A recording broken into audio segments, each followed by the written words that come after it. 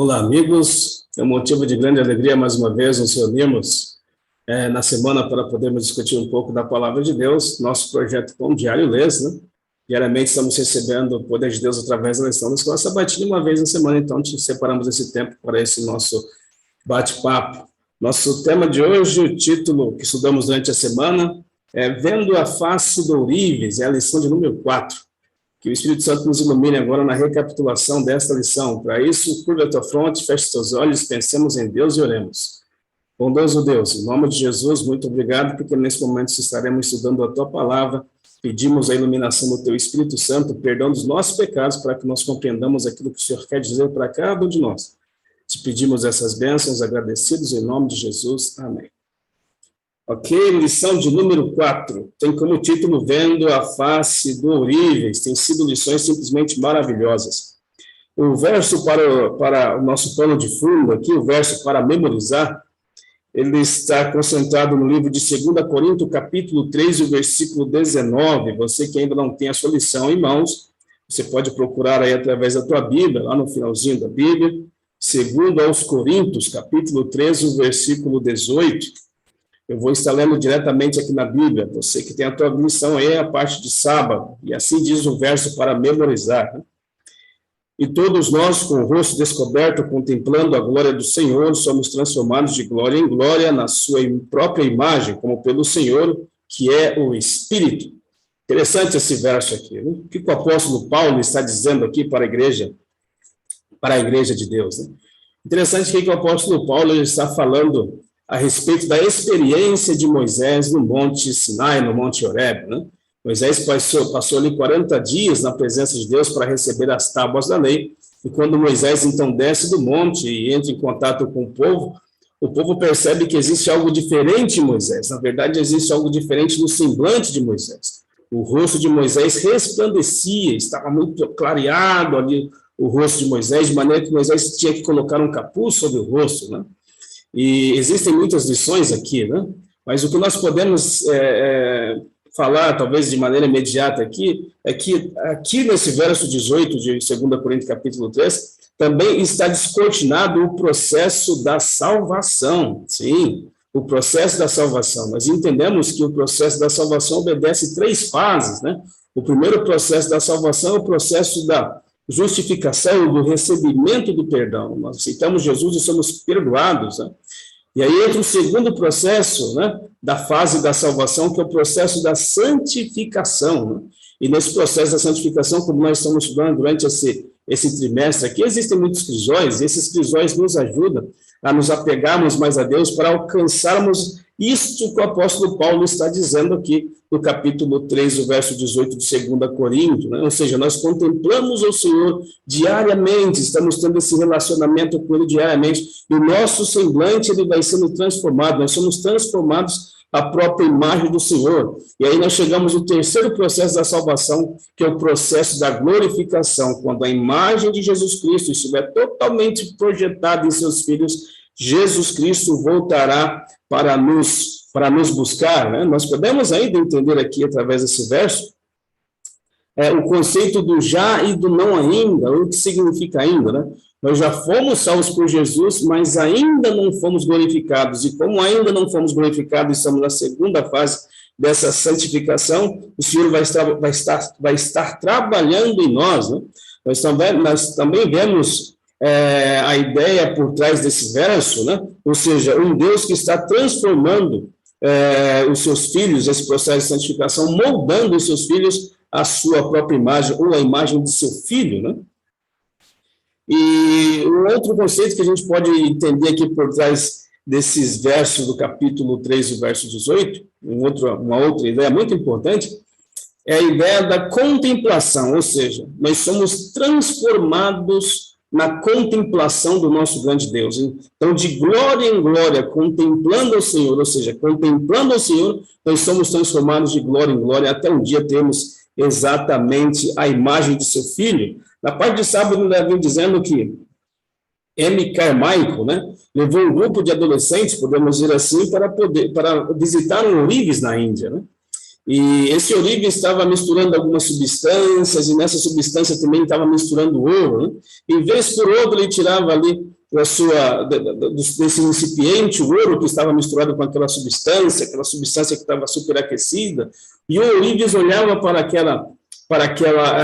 aquele ouro e voltava a mergulhar o ouro. Tirava o ouro, olhava para o ouro e voltava a mergulhar, até que alguém, talvez impaciente, perguntou: mas escuta, quando é que esse ouro vai estar bom? E o ourives disse: olha, quando eu puder ver a minha imagem refletida nele, né? Deu para pegar a ideia, exatamente o que acontece conosco nesse processo de santificação, né? Nós vamos passando por situações e diversas situações e dificuldades. Nessas situações de dificuldade, nós nos achegamos mais a Deus. E um dia, essas dificuldades que, por muitas vezes, nós ficamos chateados e discutimos até com Deus: Senhor, não deveria ser assim, porque o Senhor permite tal coisa. Um dia essas dificuldades permitirá que nós tenhamos refletido em nós a imagem do Senhor Jesus, a imagem do nosso grande Deus. Então, isso aqui seria o pontapé inicial da parte de sábado, né? Parece surpreendente que um caráter cristão só se desenvolve em nós à medida que passamos pelos crisóis da vida. Interessante essa questão, né?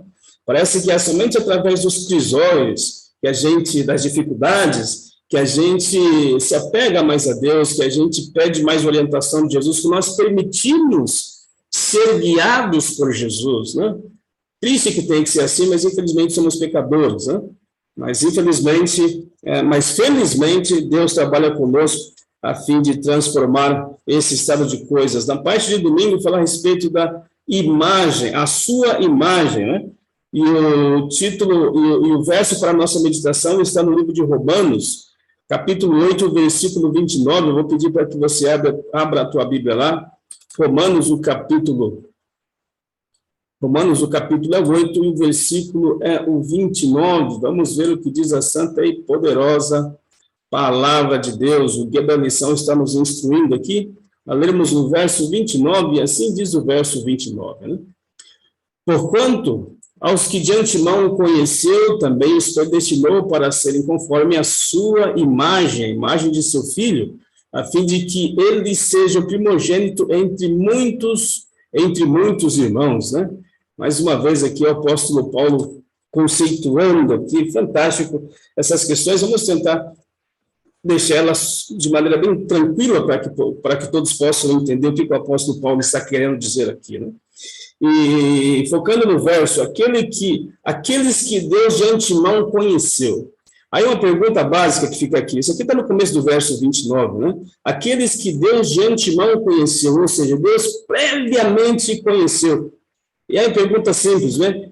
Quem são as pessoas que Deus conheceu de antemão? Em outras palavras, até mesmo antes que essas pessoas viessem à existência. Quem são essas pessoas? O Salmo 139, verso 16, vou pedir para você abrir a tua Bíblia lá. Salmo 139, vamos lá. Salmo 139, o versículo é o 16, Salmo 139, o versículo é o 16, para nós respondermos essa pergunta, né? Quem o Senhor conheceu de antemão? E o versículo 16 de Salmo 139, ele diz assim: os teus olhos me viram a substância ainda uniforme, no teu livro foram escritos todos os meus dias, cada um deles escritos e determinados, quando nenhum deles ainda havia existido, quando nenhum deles ainda existia. Que versículo simplesmente fantástico, amigo. Deus está falando, a Bíblia está dizendo aqui que Deus ele nos conhecia ainda substância uniforme, antes de nós virmos a existência, o Senhor conhecia todos os nossos dias, né? Todos os nossos dias estavam totalmente descortinados diante de Deus. E respondendo a pergunta, quem o Senhor de antemão conhece? Todo e qualquer ser humano, amigo. O Senhor conhecia você, todos os seus caminhos, diz a Bíblia, antes que você viesse à existência. Todos os teus caminhos estão descortinados diante de Deus. O versículo 29 de Romanos 8 ainda continua dizendo, né? Ele também predestinou para serem transformados à imagem de seu Filho. Isso aqui também é outra questão muito forte, né? todas essas pessoas que nasceram, que o Senhor conheceu antes que elas viessem à existência, elas foram predestinadas a terem a imagem do seu filho. E o que é ter a imagem do seu filho? Ter a imagem do seu filho é ter a salvação. Elas foram predestinadas. O Senhor predefiniu, podemos dizer assim, né? O Senhor previamente estabeleceu um critério para que essas pessoas que nasceram nesse mundo possam ser salvas, que nasceram nesse mundo de pecado, possam ser salvas. E elas serão salvas quando elas atingirem a imagem de Jesus Cristo. Jesus Cristo é a perfeita imagem de um cristão para ser salvo. E quando o ser humano atingir essa imagem, então ele estará pronto para ser salvo. Né? Nós entendemos a lição, o guia da lição nos diz aqui, que a imagem de Deus foram criados todos os seres humanos, né? Mas que, infelizmente, essa imagem foi perdida após o pecado. Né? Infelizmente, essa imagem foi perdida após o pecado, e todos nós fomos corrompidos pelo pecado, de Romanos capítulo 3, verso 10 a 19. Né? O desejo de Deus é nos restaurar ao que deveríamos ter sido lá atrás, originalmente, e é isso que ele está fazendo. E o verso revela o plano divino, né? Aqueles que se submeterem a vida ao Espírito Santo serão feitos conforme a imagem de Jesus Cristo. A imagem de Jesus Cristo, a imagem de Deus precisa então estar totalmente refletida em teus filhos. Mas enquanto nós não somos glorificados, né, que é o último processo da santificação, aliás, da salvação, enquanto não somos glorificados, como as pessoas que ainda não conhecem Jesus, como elas verão Deus em nós? Como elas verão Jesus em nós? Aí o guia da lição está nos orientando, você pode abrir a tua Bíblia também lá, no Evangelho de São Mateus, o capítulo é o 5 e o versículo é o 16. Evangelho de São Mateus, capítulo 5, verso 16, e assim diz a santa e poderosa palavra de Deus. Assim brilhe também a vossa luz diante dos homens, para que vejam as vossas obras e glorifiquem a vosso Pai que está nos céus. Né? Então, como é que as pessoas que ainda não aceitaram Jesus como seu Salvador pessoal, como é que elas verão refletida em nós a imagem de Deus? Através das obras, né? Através das obras, nós testemunhamos que servimos um Deus Todo-Poderoso. Ainda em 1 Coríntios, capítulo 4, versículo 9, você pode abrir a tua Bíblia lá, 1 Coríntios, capítulo 4, e o versículo 9, assim diz a santa e poderosa palavra de Deus. 1 Coríntios, capítulo 4, e o versículo 9, assim diz a Bíblia. Porque me parece que Deus nos pôs a nós, os apóstolos, em último lugar, como se fôssemos condenados à morte, porque nos tornamos espetáculo ao mundo, tanto a anjos como a homens. Vamos pegar aqui o finalzinho do verso. O verso está dizendo que todos aqueles que aceitaram Jesus como seu Salvador pessoal, que refletem através da sua vida a sua relação com Jesus Cristo, que as suas obras estão brilhando diante dos homens, eles são um espetáculo ao mundo, tanto ao mundo celestial como ao mundo dos homens, né? É esse mundo aqui que nós vivemos. Nós estamos diante de um conflito cósmico, né, diz a lição. A batalha assume muitas formas, embora muitas coisas estejam ocultas, nós podemos entender que, como seguidores de Cristo, temos uma parte a desempenhar nesse drama. E qual que é a parte a desempenhar nesse drama? Honrar a Deus em nossa vida, né? Imagine aí que você está no estádio lotado, de um lado desse estádio está a torcida de Jesus Cristo, a torcida dos anjos, a torcida para a sua salvação, e do outro lado existe a torcida do inimigo, a torcida dos demônios, que querem a sua destruição. Imagine que nas últimas 24 horas eles estudaram a sua vida, e qual das duas torcidas estaria mais feliz com o seu desempenho, né?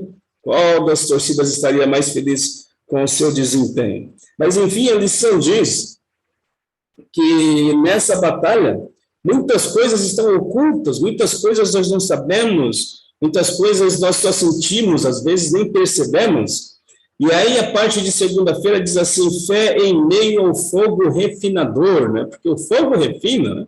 O fogo refina, o fogo remove as impurezas do caráter, né? Mas como ter fé em meio às grandes tribulações, às grandes aflições, às grandes dificuldades da vida?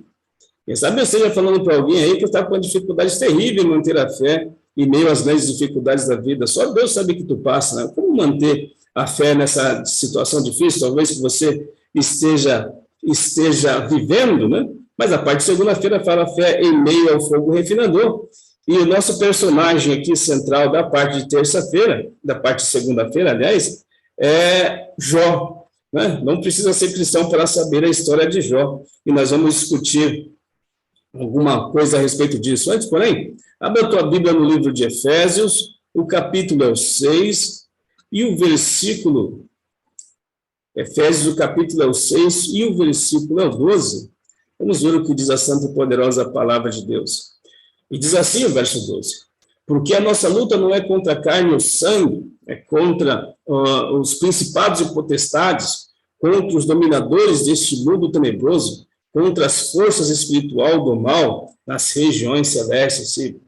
É muito elucidador e é muito chamativo, digamos assim, é muito intrigante esse versículo, né? Que a nossa luta não é contra a carne ou fogo, nossos inimigos, eles são inimigos invisíveis, eles estão em uma região que nós não podemos ver, né?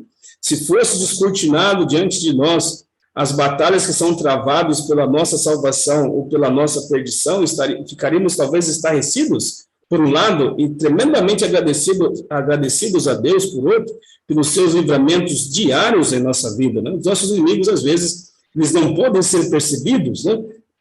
Dominadores desse mundo, né? As regiões celestes, né? O guia está nos orientando a ler o Jó, capítulo 23, o versículo do 1 ao versículo 10. E você pode ler com bastante tranquilidade aí na tua Bíblia todos esses versículos, né? Do versículo 1 ao versículo 10. Nós não vamos fazer toda a lição, toda a leitura desses versículos, mas você poderá ler esses versículos com tranquilidade aí onde você estiver, no capítulo 23, do verso 1 ao versículo 10, né? E o que esses versículos ali estão dizendo? Eu tentei resumir da seguinte maneira, né? Jó observa seu estado deplorável e busca respostas em um Deus invisível, que contempla a sua situação e permanece impassível, né? Interessante isso, né? Se você ler lá o capítulo 23, versículo do 1 ao versículo 10, você vê que Jó busca resposta, Senhor Deus, olha a situação terrível que eu estou vivendo, né? Jó tinha perdido todos os seus bens, principalmente seu maior bem, que era a sua família. Jó estava agora todo putrefado, Jó estava com úlceras pelo corpo, né? Jogado ao solo, enfim. E Jó contempla essa situação desesperada. Ele busca a resposta a um Deus que ele não vê, e podemos dizer também que ele busca entender a resposta, entender o motivo da sua dificuldade por questões que ele também não pode ver, né? Mas o versículo 10 desse último versículo, né? Versículo 10 do capítulo 23, é simplesmente tremendo. Esse eu faço questão de ler com você, né? Versículo 23 do livro de Jó e o versículo 10 é interessantíssimo. Olha o que diz o versículo 10. Mas ele sabe o meu caminho. Se ele me provar, sairia eu como o ouro. Que coisa simplesmente tremenda. Jó, ele não entende o que está passando, ele não entende porque Deus se mantém impassível, mas ele entende que ele está sendo provado. E entendendo que ele está sendo provado, ele diz, Deus, ele me conhece e ele está me provando. E dessa provação eu serei mais puro do que o ouro. Amigo, que amadurecimento espiritual é esse de Jó? Não tem como nós compreendermos, né? É somente tendo uma experiência real com Deus para chegarmos nesse processo de maturidade. Nós podemos ver que esse processo de maturidade chegou ao apóstolo Paulo. Se você abrir a tua Bíblia no capítulo 12 de 2 Coríntios, versículo versículo 7, o apóstolo Paulo está falando ali a respeito do mensageiro de Satanás que foi colocado nas suas carnes, né? Vamos abrir a Bíblia lá, né? Acho que nós temos tempo para isso. Da tua Bíblia aí, em 2 Coríntios, deixa-me abrir a minha Bíblia aqui, 2 Coríntios, o capítulo é o 12 e o versículo é o 7, e assim diz a santa e poderosa palavra de Deus. Olha o que diz assim: foi-me posto um espinho na carne, mensageiro de Satanás, para me esbofetear, a fim de que não me exaltasse. Interessante aqui, por que eu estou fazendo esse link? O apóstolo Paulo está dizendo assim: olha, foi-me posto, ou foi colocado em minha carne um mensageiro de Satanás, né?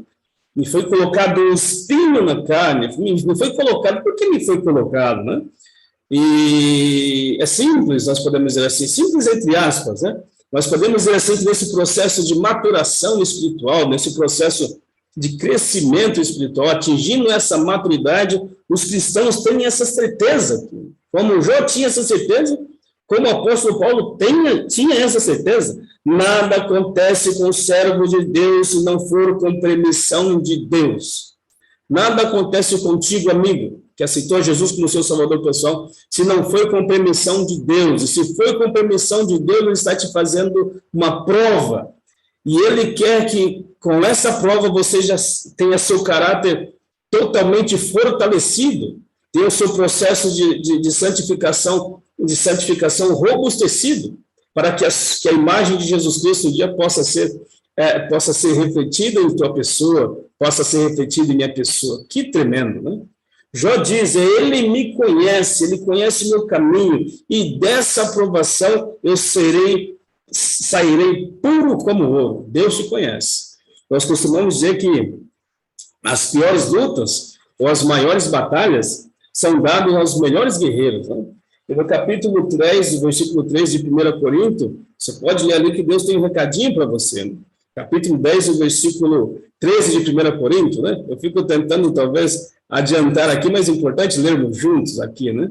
1 Coríntios, capítulo 10, e o versículo 13, olha o que diz a santa e poderosa palavra de Deus. As maiores batalhas, as batalhas mais terríveis são dadas para os melhores guerreiros. O versículo 10 diz assim: não vos sobreveio tentação que não fosse humana, mas Deus é fiel, e não permitirá que sejais tentado além das vossas forças. Pelo contrário, justamente com a tentação, ou em outras palavras, juntamente com a provação, vos proverá livramento, de sorte que as puder suportar. Coisa simplesmente tremenda. Deus te conhece.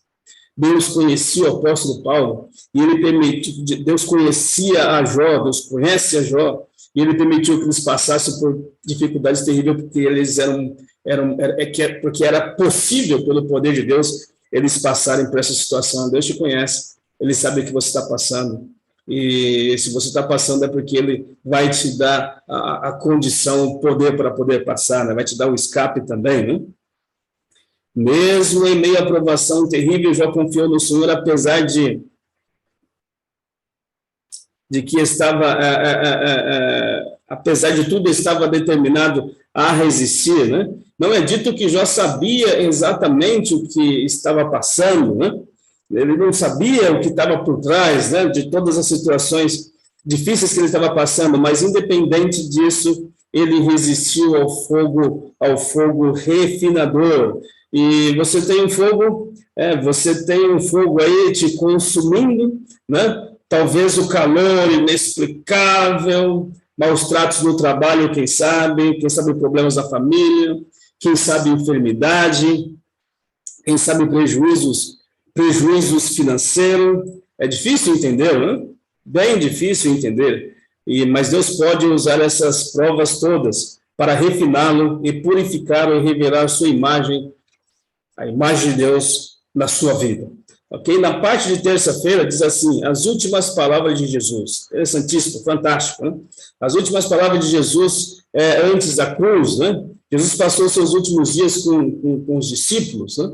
E ele passou seus últimos momentos ali falando de parábolas, né? Dando orientações com respeito à tua vinda. E duas parábolas aqui nos chamam a atenção. A primeira parábola está no capítulo 25 do livro de Mateus, que vai do versículo 1 ao versículo 12. A segunda parábola está também no livro de Mateus, vai do versículo 31 ao versículo 46. A parábola do capítulo 25, do verso 1 ao verso 12, fala a respeito das 10 virgens, né? Onde 5 eram prudentes e 5 eram nécias. A parábola que vai do versículo 31 ao versículo 46 fala a respeito das ovelhas e fala a respeito dos cabritos, né? Vamos tentar fazer um resumão aqui do que está dizendo aqui, né?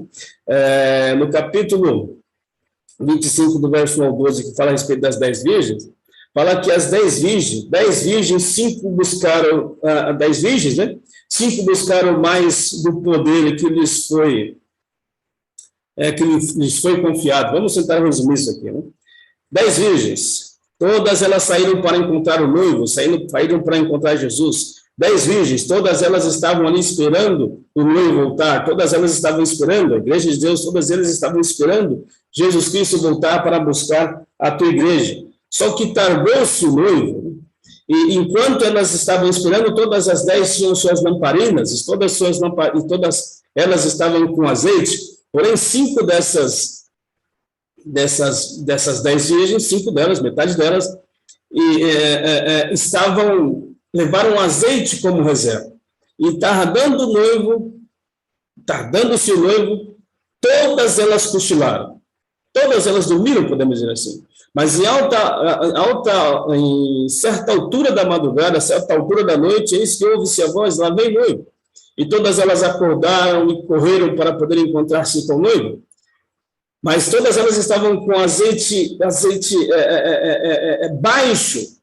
Suas lamparinas estavam apagando, mas 5 prudentes não tinha mais azeite, né? E esse azeite foi colocado nas suas lamparinas. E elas foram, então, para encontrar-se com o noivo. Elas entraram para as bodas do Cordeiro, entraram para as festas, né? As festas das núpcias, e as outras 5 não puderam. E essas outras 5 que não puderam, elas disseram às virgens prudentes, né?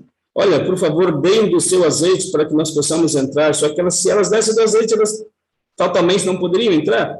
E o azeite representa ali o poder do Espírito Santo, né? O azeite representa o poder do Espírito Santo. Enquanto o noivo não voltava, enquanto ele tardava a voltar, o Espírito Santo deveria estar guiando, transformando todas essas 10 virgens. Não representa apenas o azeite, mas não representa apenas o Espírito Santo. O azeite não representa apenas o Espírito Santo, mas representa o caráter transformado. É bem verdade que o caráter vai ser transformado pelo poder do Espírito Santo, ok? Então, o poder do Espírito Santo esteve com todas as 10, enquanto elas estavam esperando o noivo voltar, né?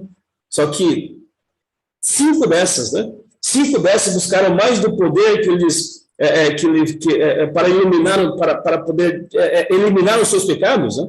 A busca, interessante isso aqui, que a busca foi individual, né?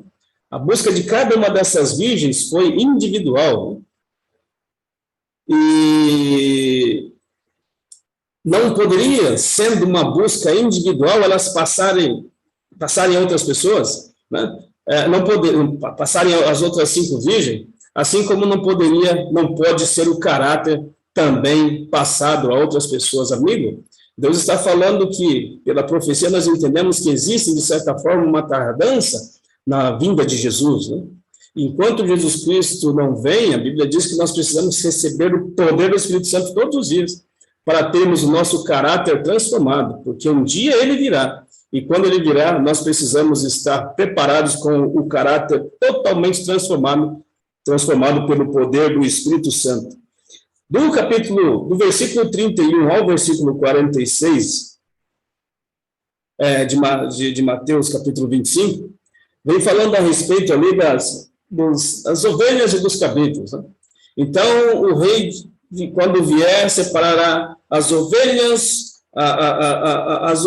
dos cabritos, e as ovelhas colocará à sua direita, e os cabritos colocará à sua esquerda. E aos que estiverem à sua direita dirá: vinde benditos de meu Pai, entrai no reino que está preparado para vós desde a fundação do mundo. E para os que estiverem à esquerda dirá: olha, afastai-vos de mim para o fogo eterno. Mas o quesito aqui interessante, porque eles receberam essa recompensa da vida eterna, ou a recompensa da morte eterna, está no fato de que daquilo que eles fizeram ou não enquanto estiveram, quando estiveram um tempo aqui nessa terra, enquanto o noivo ainda tardava em vir, né? E os que estiveram à direita, os que estavam à direita, foram aqueles que visitaram, que fizeram a beneficência social, nós podemos dizer assim, né? Que acudiram ao que não tinha alimentação, acudiram àqueles que estavam enfermos, acudiram aos que estavam encarcerados, acudiram às pessoas em suas necessidades, e os que foram colocados à esquerda foram aqueles exatamente que não fizeram isso. Então, no contexto do juízo, a questão dos benefícios, a questão das obras que nós fazemos, que refletem a imagem de Deus em nós, é completamente levado em consideração. E é algo que, às vezes, nós, como cristãos, não levamos em consideração, mas no juízo também vai se imperar essas questões, né? Em ambos os casos, existem os aspectos subjetivos das ações que não poderão ser passadas a outras pessoas, né? E são esses quesitos observados para a salvação ou para a perdição do ser humano, a questão da beneficência social. Então, as últimas palavras de Jesus, enquanto esteve nessa terra, era: cuide dos necessitados, né? Cuide dos necessitados, né? Sejam prudentes, recebam do meu poder, capítulo 25, versos 1 a 12, recebam do meu poder, tenham caráter transformados, e no versículo 31, 46, com o caráter transformado pelo poder do Espírito Santo, acudam as pessoas nas suas necessidades, tá certo? Nos seus crisóis, tá certo? Na parte de quarta-feira diz assim: os sábios. Interessante aqui que na parte de quarta-feira vem tratando do livro de Daniel, especificamente capítulo 12, do livro de Daniel, do versículo 1 ao versículo 10, e também vem fazendo referência ao livro de Apocalipse, capítulo 22, o verso 11, né? E esses dois livros, eles se completam, né? Esses dois livros, eles são livros escatológicos, né? Livros de escatologia, ou seja, o que significa isso? São estudos dos últimos acontecimentos. Então, Daniel e Apocalipse, eles tratam dos últimos acontecimentos nesta terra. E a parte de quarta-feira diz assim, tem como subtítulo aqui, os sábios. E esses sábios aqui é a referência que Daniel dá aos servos de Deus. Daniel diz que os servos de Deus, nos últimos dias, eles serão sábios. E por que eles serão sábios? Eles serão sábios porque eles entenderão o crisol dos últimos dias, as provações dos últimos dias. E, por um lado, infelizmente, os ímpios não entenderão as provações dos últimos dias, né?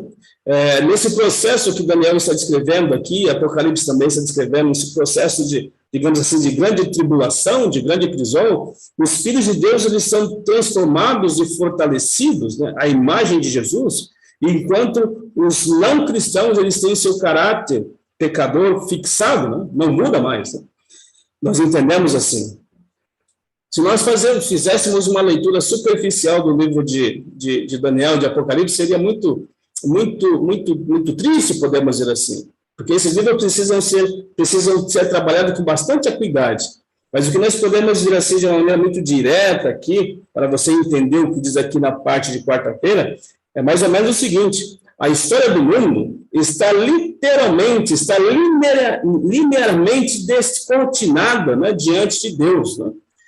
E pela graça de Deus, esses últimos acontecimentos também estão quase que totalmente descortinados diante dos filhos de Deus, né?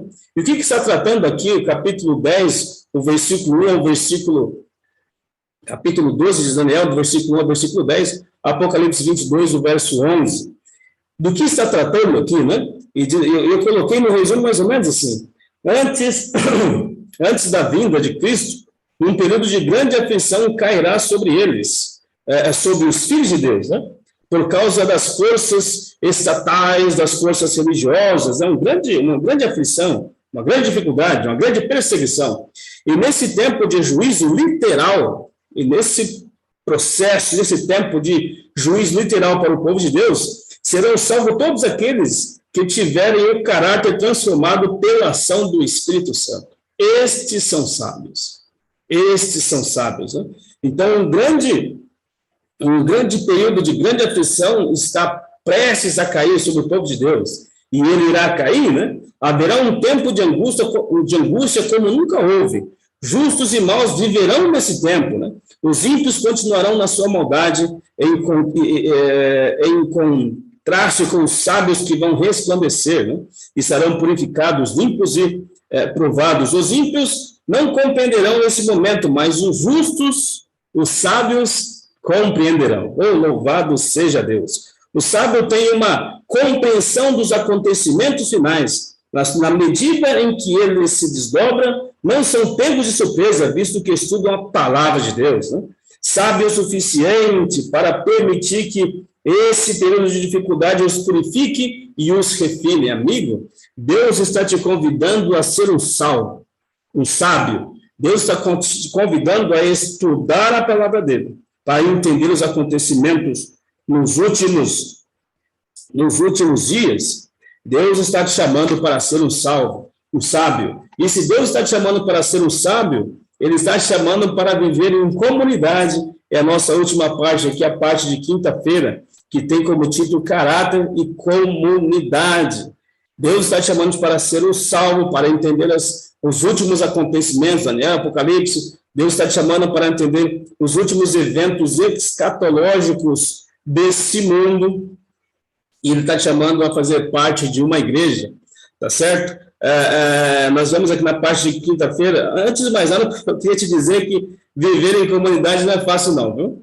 Viver em comunidade é difícil demais. Viver em comunidade é difícil demais, mas é preciso, tá certo? Às vezes é mais fácil ser gentil quando estamos sozinhos, como estranhos, né? Quando aquelas pessoas não nos conhecem, talvez é mais fácil nós sermos gentil com essas pessoas, mas é muito difícil ser bom com pessoas que você conhece e que às vezes você não gosta delas.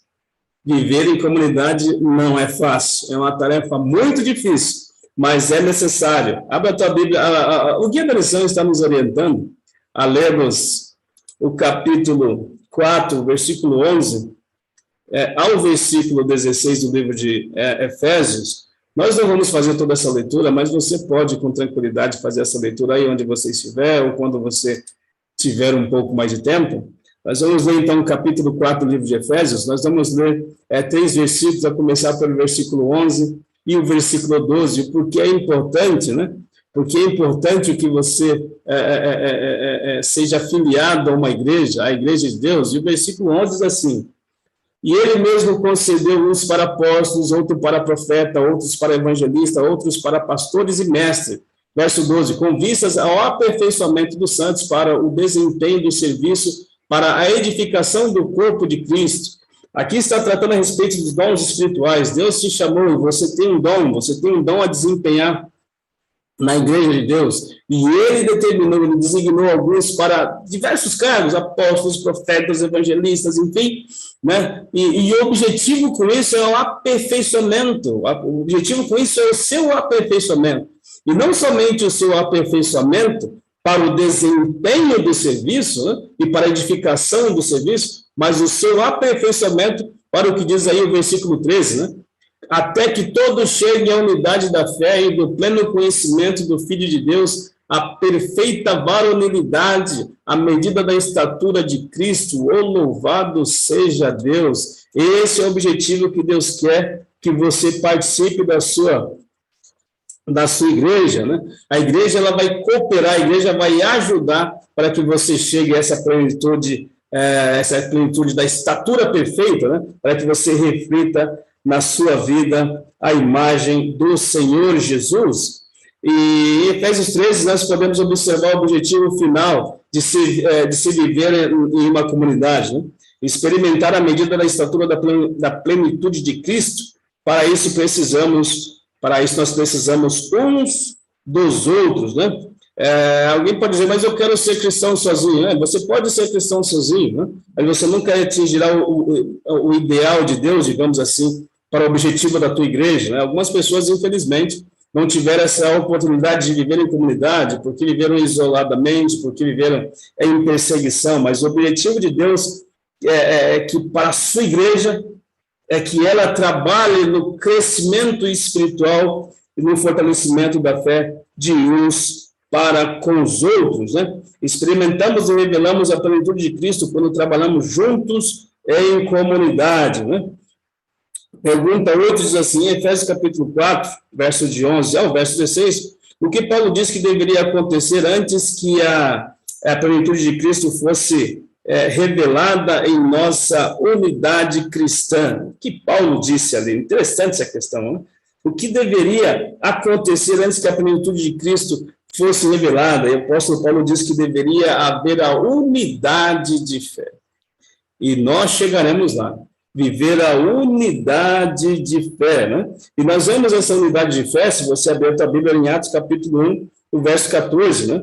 Que falava assim, que todos perseveravam unânime, e perseveravam unânimes. E o que é ser unânimes? Unânimes é ser mais do que juntos, né? O capítulo 4, o versículo 32 do livro de Atos, fala que era um o coração e um a alma. E nós chegaremos a essa unidade de fé. Nós sabemos que estar trabalhando na igreja, estarmos participando da igreja de Deus é muito crisol, mas é nesse crisol que Deus vai trabalhar contigo para que você seja transformado, vai trabalhar em você para que você ilumine a vida de outras pessoas e vai trabalhar em você para que você atinja a perfeição da varonilidade, vai trabalhar em você na igreja para que você reflita a imagem de Jesus Cristo. Essa foi a nossa lição de número 4, que Deus tenha te abençoado, que Deus continue, na verdade, te abençoando, que Deus continue nos abençoando, que faça-nos compreender cada vez mais a tua palavra, que independente dos crisóis que nós estivermos passando na vida, nós possamos manter a nossa fé alicerçada em Deus. Curva a sua fronte, feche os teus olhos, oremos. Bondoso Deus, nós te agradecemos pelos momentos que aqui passamos estudando a tua palavra, queremos te pedir que, em nome de Jesus, o Senhor nos prepare para outros momentos desses. Em nome de Jesus nós pedimos e é em nome de Jesus que nós te agradecemos. Amém. Forte abraço, que Deus te abençoe e, se Ele quiser, até uma próxima transmissão.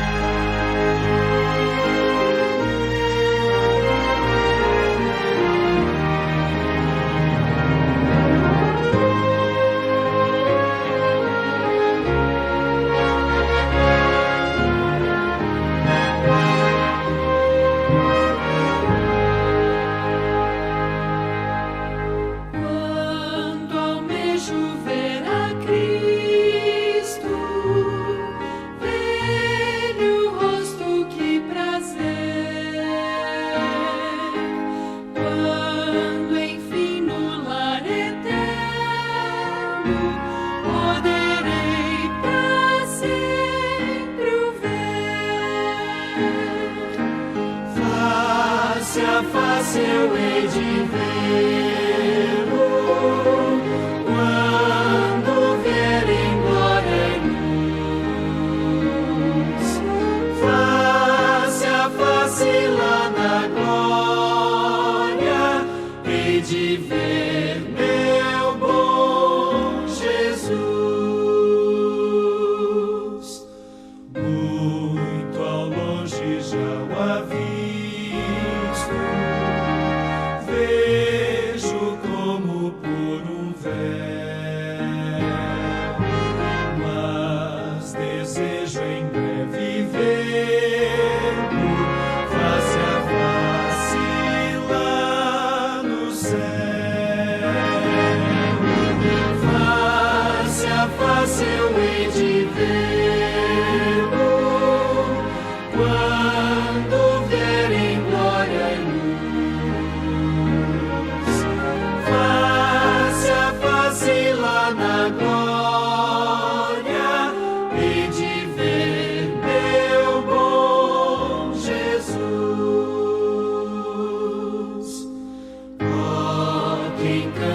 estar com Cristo, onde já não há mais dor, livre de qualquer perigo, desfrutando o seu amor. Face a face eu hei de ver-lo, quando vier em glória e luz. Face a face lá na glória, hei de ver meu bom Jesus. Face a face, que alegria há de ser viver assim, vendo o rosto tão querido de quem morto foi por mim. Face a face eu hei de ver